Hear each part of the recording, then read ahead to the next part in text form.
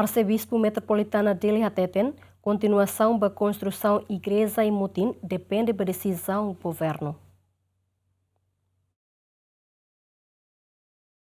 Arcebispo Arquidiocese de Dili hatou questão na quarta durante a mensagem Páscoa em Ambasarani Sira, Dom Virgílio Hateten, parte comissão hatou na relatório do governo no Nemos Agência de Desenvolvimento Nacional halo na fiscalização da obra referida, também parte igreja em de decisão do governo.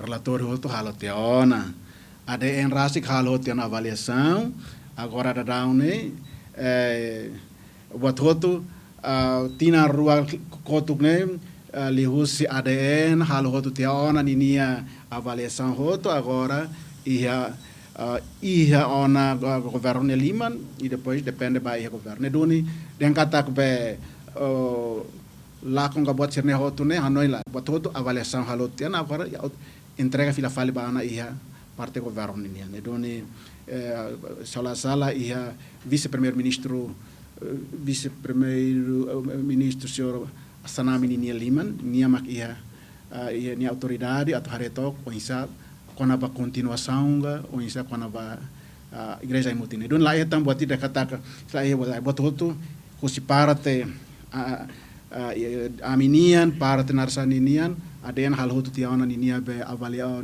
ninia avaliação ne avaliação hotu hataman bahan ba korhein decisão kusi parte governo.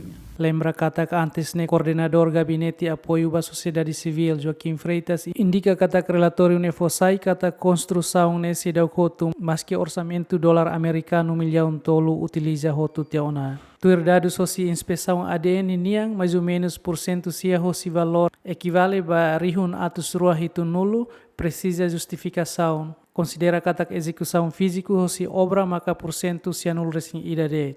Recorda kata construção igreja Aimuti, ahu ia tinang rihun rua sanul resin lima no financia hosi governo li hosi orçamento geral estado niang. Equipa cobertura JMN.